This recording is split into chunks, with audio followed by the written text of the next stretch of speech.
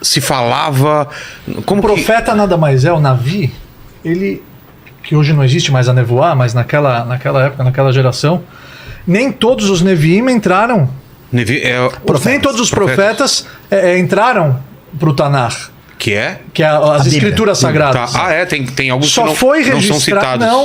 Só foi registrado aquilo que é um ensinamento para as futuras gerações. Mas, seja acerto ou seja erro. Mas eram sonhos proféticos? Existem variáveis. níveis de profecia, mas, por exemplo, Moshe Rabbeinu foi o maior de todos os profetas que falava com Deus da mesma maneira que eu estou falando com você, como um amigo. Entendi. E Moshe foi escolhido como líder do povo de Israel justamente pela sensibilidade espiritual dele. Ele era pastor de ovelhas, ele fugiu do faraó. Quando ele viu um egípcio batendo num judeu, o que ele fez? Quando ele sai do palácio para ver o que está acontecendo, porque ele foi criado, imagina, olha só como é a ironia. É muito a mão de Deus por detrás dos bastidores. Debaixo das barbas do faraó, cresce o Salvador de Israel. Ele jamais sonharia que dentro do palácio ele deu comida, ele ajudou a criar o homem que seria o Salvador de Israel, libertaria os escravos. É a mão de Deus por detrás dos bastidores. Se manifestava através de como ele foi escolhido, Moshe? Ele saiu, depois que ele viu esse egípcio chicoteando o judeu, o escravo, ele matou aquele egípcio e salvou a vida do judeu, do irmão dele. E iria preso. E essa notícia vazou. Não? Essa notícia vazou. E aí ele fugiu. Tá. Ele fugiu para Midian. Foi lá que ele conheceu o sogro dele, Itró. Foi lá que ele conheceu a esposa dele, Tzipora. E ele era pastor de ovelhas. Uma das ovelhas escapou. E ele, isso é muito legal. Ele saiu da liderança do rebanho e foi atrás daquela ovelhinha. Ele viu que ela estava lá bebendo aguinha. E ele falou, puxa, eu não sabia que você estava tão cansado. E carregou ela nas costas.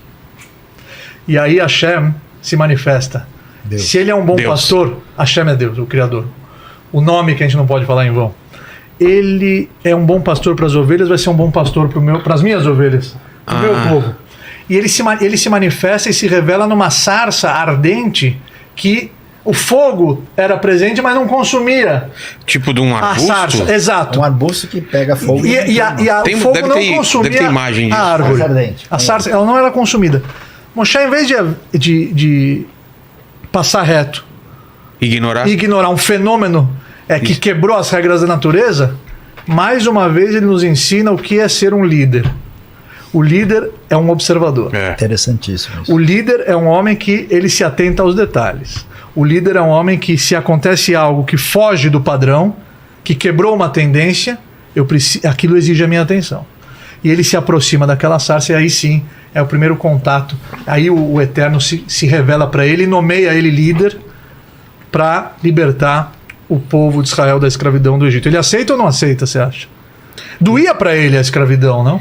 Ele matou o egípcio que estava chicoteando o judeu. Mas isso é colocado como um fardo para ele? Ele aceita ou não aceita essa liderança? Eu acho que não, né? No primeiro momento, porque... Mas você deveria aceitar, não? Sim, claro. Se doía para ele... sim. Se ele matou o egípcio porque ele estava chicoteando o irmão dele, judeu... No primeiro momento... Ele teve que fugir. Imagina, a lógica deveria aceitar ser na hora. Se é o líder, vai libertar os escravos. Qual que tem que ser a resposta de Moshe? Sim, agora. Imediatamente, estou indo. Vamos lá. Poucos sabem que esse diálogo entre o Eterno e Moisés e Moshe demorou uma semana. Moshe não queria aceitar a liderança. De jeito nenhum. Mas por medo, por não se sentir capaz. O que está por detrás dessa negativa? Sarça. Olha que imagem bonita aí da sarça. O que está por detrás dessa negativa? Ele estava com quantos anos nessa época? Acho que 80 anos. 80 anos. Exatamente. Ele é chamado aos 80 anos para libertar o povo. E começa a trajetória dele aí. Nossa. Quem acha que tá tarde para começar, tá muito enganado. Tá vendo, Tucci? Nunca é tarde para começar. A gente tem uns 75. Não, ele fala que eu sou velho. Tô longe dos 80. Cara, não sou o que falo, 41. 41. 41.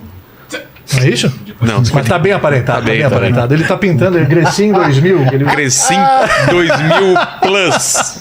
Mas a lógica Uma semana, então, essa coisa. Uma semana, a Hashem tem que é um debate. insistir para ele aceitar a liderança. O que está por detrás dessa negativa? Prestem atenção agora. Mas, é um fundamento mas para também as nossas vidas. é uma coisa bonita também, porque Deus poderia obrigar ele a fazer isso. Sim, Então. sim, E mas não obriga, né? O diálogo entre o Eterno e Moisés é muito poético.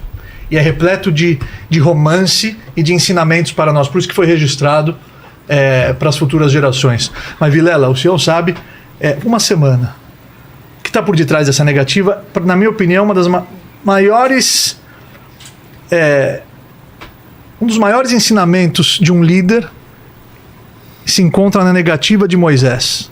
Por quê? Urashi, que é o principal comentarista da Torá, ele nos revela que Moisés, ele recusou num primeiro momento, porque ele estava preocupado com o irmão dele mais velho, Arão. O meu irmão é mais velho. Talvez ele vai se magoar, ele sendo mais velho, não foi escolhido como líder. Talvez ele vai ficar machucado, talvez vai ter uma guiada, talvez vai ter um ressentimento no coração do meu irmão. Como é que eu vou aceitar a liderança? Ele só aceita a liderança quando o Eterno fala para ele: olha, o seu irmão Arão, ele aceita a sua liderança e está vindo ao seu encontro para te abraçar. Ele está feliz pela sua liderança. Está feliz que você vai ser o líder. Ele está feliz pela sua liderança. Vai ser o seu porta-voz. Vai ser o seu porta-voz perante o faraó. Vocês juntos vão libertar o povo de Israel da escravidão. Então vejam só vocês, meus queridos amigos, meus queridos irmãos, que nos assistem do Brasil e do mundo. Muitas vezes nós aceitamos missões, nós aceitamos cargos, nós aceitamos tarefas, sem parar e pensar se talvez isso vai ser às custas de mágoas. Talvez isso vai ser às custas de pisar no outro para subir. Talvez isso vai ser às custas de ressentimentos. Moisés sabia que chegou o momento da Geulá, da redenção do povo judeu, da libertação dos escravos. Ele sabia, mas ele também sabia que a redenção não pode ser às custas de mágoas. Então ele hesitou até que Deus prometeu para ele que o irmão estava feliz e estava vindo ao seu encontro para ser o seu porta-voz. Linda mensagem. Mas bonito veio com demais. um plano essa missão ou não? Então, deixa eu só botar um pouquinho aqui. Você falou o negócio. Deixa eu só fazer uma bênção aqui. Essa aqui é água molhada. Né? É água molhada. Baruch atah Adonai Eloheinu melech haolam she'akol nihya bidvaro. Que tudo existe através da sua palavra. Amém. Amém. Olha só, você falou o negócio dos profetas, e quando você lê o começo da Torá, você lê a primeira parte de Gênesis, você vê que o ser humano rompe e se afasta do Eterno, aí você vê a coisa indo de mal a pior. Então você tem lá a narrativa da queda, depois você tem a história de Caim, depois você tem o dilúvio, a Torre de Babel, e quando você olha e fala, meu amigo, eu vou arrumar um lugar onde pular, porque o negócio está feio aqui.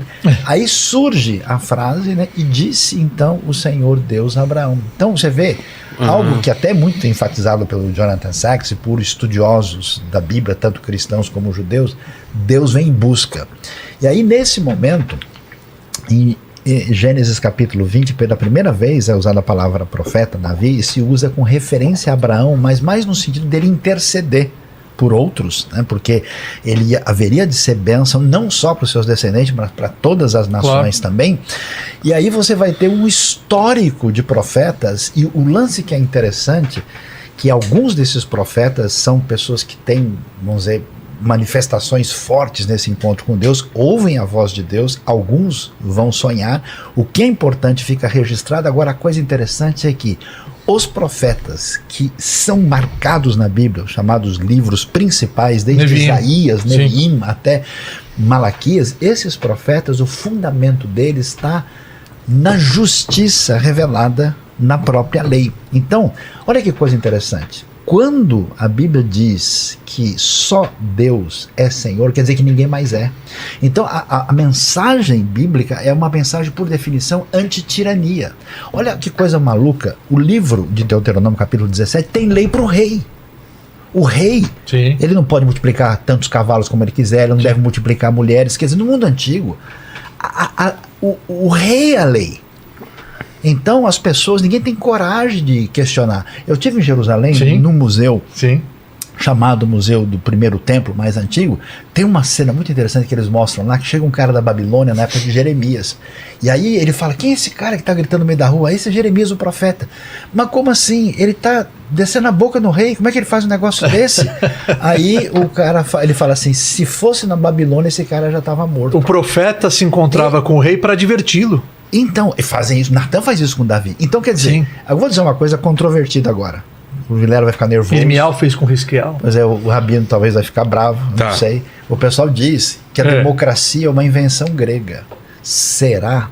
O sempre ouvi fundamento isso. de uma verdadeira democracia, onde existe liberdade, ela se fundamenta no fato de que só Deus é Senhor e os outros estão numa outra posição. Então, quando você vê toda a ideia de justiça social e de igualdade, você tem um fundamento na realidade, porque na Grécia Antiga, com toda coisa interessante, valiosa, importante, no fundo, a democracia funcionava para 10% da população.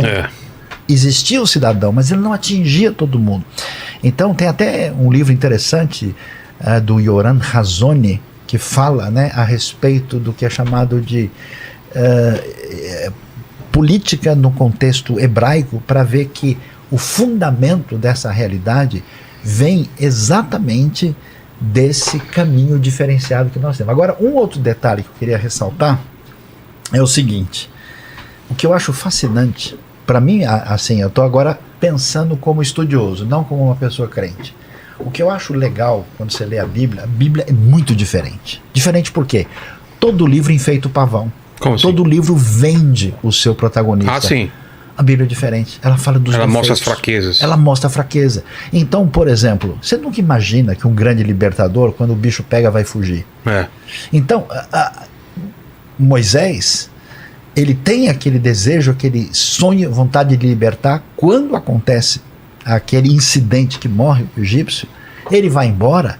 E quando Deus se revela a ele dessa maneira especial, inclusive num momento tão difícil, e aí vem uma lição importante, nos momentos mais difíceis de adversidade, que você aprende de fato muita coisa e está com o coração, vamos dizer, com condições de entender quem Deus é e como é que ele age na realidade, Deus vai buscá-lo, vamos dizer, no momento do seu fracasso pessoal. E aí chama, e ele fala, eu não vou. Imagina, Deus fala, pega sua mão, põe aqui, ela está com lepra, tira, tal, Joga agora o cajado. tá bom, joga o cajado, né? Aliás, é interessante jogar o cajado, porque o cajado é a identidade de Moisés. Ele é pastor de rebanho. Então, entregue a sua identidade a mim e eu vou redefinir quem você é para ser protagonista de construção da história. Então, aquilo que as pessoas imaginam que é uma história simples, tem um monte de sim e não, que se o pessoal entender toda a grandiosidade das narrativas, a sabedoria psicológica, sociológica e tudo isso De liderança. tá interligado de uma maneira especial. Então, o conselho, Vilela, é que a galera assim procure prestar atenção na Bíblia. Não ler, estudar.